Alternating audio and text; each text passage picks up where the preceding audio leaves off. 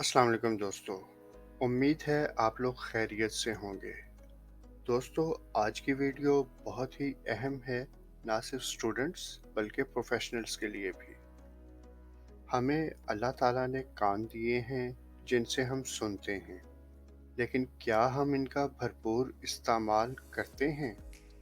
और हम कैसे अपनी सुनने और समझने की सलाहियत को बेहतर बनाकर ना सिर्फ अपनी नॉलेज बढ़ा सकते हैं बल्कि प्रोफेशनल और पर्सनल रिलेशंस भी बेहतर कर सकते हैं।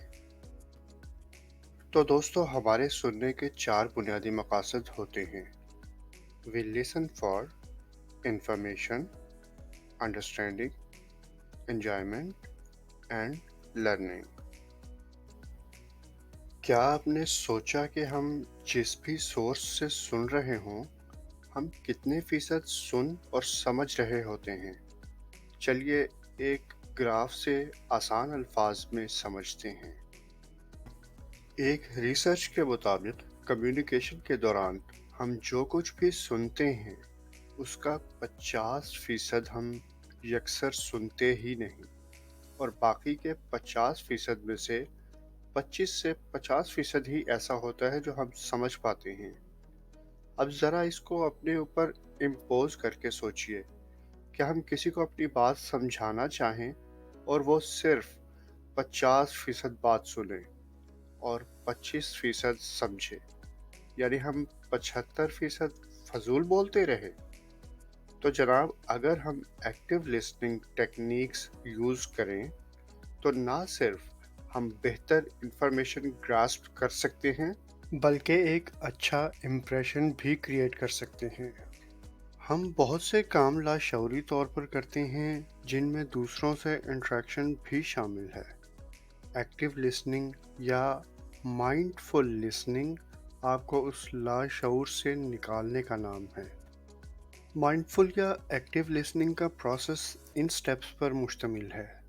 सबसे पहले आप बात को सुनते हैं, फिर उसको अपनी याददाश्त में जगह देते हैं और समझते हैं, फिर उसका जायज़ा लेते हैं और फीडबैक देते हैं। इसके लिए सबसे पहले है फोकस। अपनी डिस्ट्रैक्शंस जैसे मोबाइल फ़ोन वगैरह को तवज्जो ना दें। स्पीकर की तरफ देखें, अपनी सोचों को अल्फाज पर मरकूज़ करें। अपने दिमाग को उस वक्त तक जवाब तलाश करने पर ना लगाएं जब तक दूसरे की बात मुकम्मल ना हो जाए, वरना आप मैसेज कंसीव करने के बजाय मेंटल रिबटल में चले जाएंगे। इर्द गिर्द के माहौल, गुफ्तगू या चहलकदमी की तरफ ध्यान मत दें, और ख़ास तौर पर स्पीकर की बॉडी लैंग्वेज को देखें। आपसे जो मुखातिब है उसको बावर करवाएं कि आप उसे सुन रहे हैं। सर को हिलाकर या कभी कभार हूँ हाँ करके आप ये मैसेज दे सकते हैं। मुस्कुराना या दूसरे फेस एक्सप्रेशंस भी कारआमद होते हैं। जब आप दूसरे की बात में इंटरेस्ट शो करेंगे तो वो खुलकर अपना माफी ज़मीर बयान कर सकेगा। जब कोई बात कर रहा हो तो बीच में बात काटना अच्छी बात नहीं। ये बुनियादी इखलाकियात के भी ख़िलाफ़ है। इसका एक नुकसान ये भी होता है कि स्पीकर खुलकर एक तो बात नहीं कर पाता या डिस्ट्रैक्ट होने की वजह से पूरा मैसेज कन्वे नहीं कर पाता।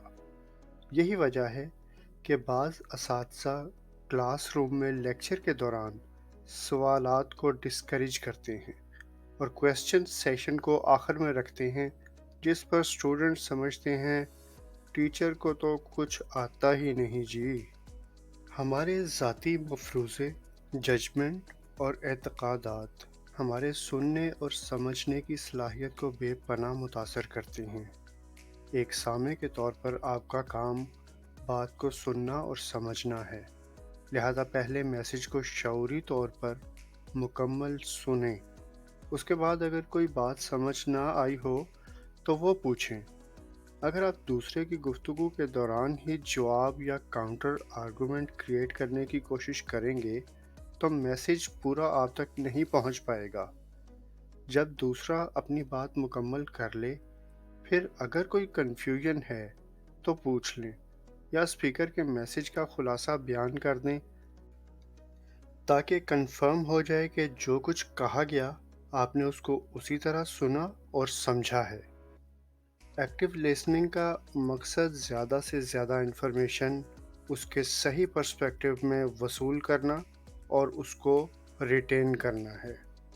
आप दयानतदारी से फीडबैक दें और काउंटर आर्गूमेंट देते वक्त भी एहतराम को मलहूज़े खातर रखें। इख्तलाफ का हरगिज़ मतलब दुश्मनी नहीं। दूसरों को इसी तरह ट्रीट करें जैसे आप चाहते हैं कि आपको ट्रीट किया जाए। दोस्तों, ये थी आज की टिप। वीडियो पसंद आए तो इसको दोस्तों के साथ शेयर करें और हमारे चैनल स्किल्स डेवलपमेंट टिप्स को सब्सक्राइब करने के साथ साथ बेल आइकॉन को क्लिक भी करें, क्योंकि हम बहुत ही इंफॉर्मेटिव और प्रैक्टिकल टिप्स के साथ आपकी खिदमत में हाजिर होते रहेंगे। अल्लाह हाफिज़।